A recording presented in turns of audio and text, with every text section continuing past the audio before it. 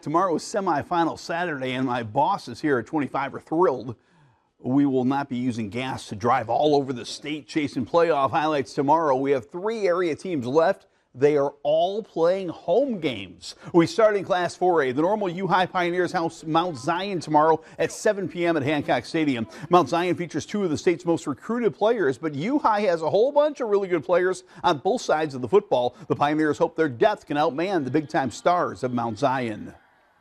This year we have over 80 plus players. I mean, that's the first time that's happened in a really long time here. And, you know, we're really fortunate to have that as well. I mean, kudos to Mount Zion on their first time in their history, too. Kudos to them. I mean, that's a really big accomplishment. Mount Zion, we know a bit about them. We know they have some guys. They've got some talent. And the key for us is just going to be staying disciplined, staying on our cues, just being who we are. Tempo, physicality. Yeah, both teams in the semifinals for the first time in school history. 7 p.m. kickoff, Saturday night's lights semifinals. I love it. To Class 2A, and 2 more teams making their first ever appearance in the semifinals. Farmington is hosting Chicago Christian. The Farmers have made big plays with their defense all year, but the Farmers are 12-0 also in large part thanks to their terrific defense, a defense that will be tested by the run-pass combo of Chicago Christian tomorrow. I think we got to keep them off balance. I think first and foremost we've got to keep them off balance offensively and defensively, and we got to tackle. I mean, this kid is a ton. He'll run through tackles, and you can't give him the extra yards. Our defense has to continue to step up like we have every single game. We've only allowed around 101 points for the whole year, so we got to limit what they can do on offense, and we got to limit our turnovers and just spread the ball to every single guy.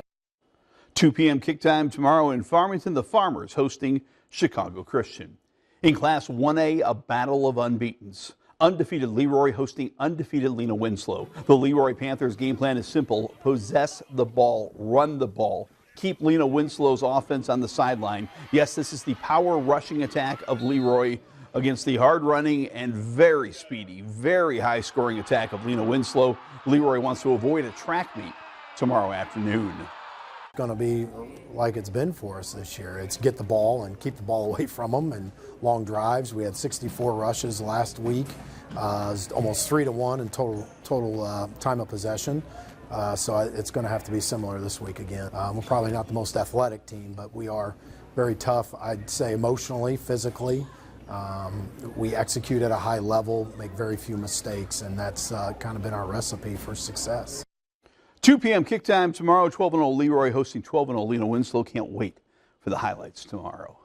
Week 1 of high school girls hoops continues with more tournament action. A record-breaking night for a DMAC Chief star. We start at the Clinton Turkey Tussle. DMAC taking on Porta. DMAC's Dalia DeJesus is a junior, just over halfway through her high school career.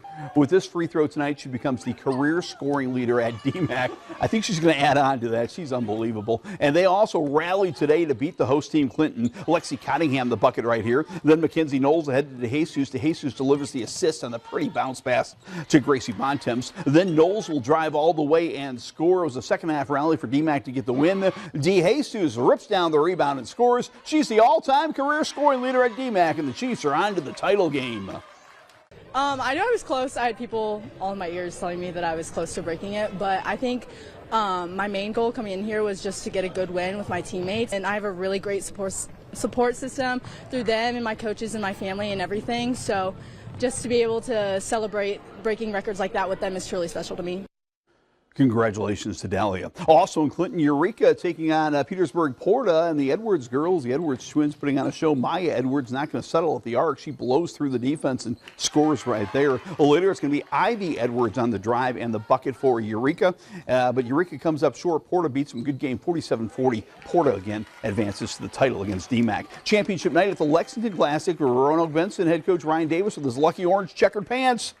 Yeah, look at that, huh? His team was more than lucky. They were really good tonight. Ellie Heineke had 13 drills of 3. Leroy's had a great tournament. They get the ball down low to Natalie Loy for a bucket here, but way too much Roanoke Benson. Bree Harms had 22 points. She gets the swipe and score right here. Later, Harms will throw it ahead to Avery Alford for a bucket, and 53-18, Roanoke Benson is the Lexington Classic champion.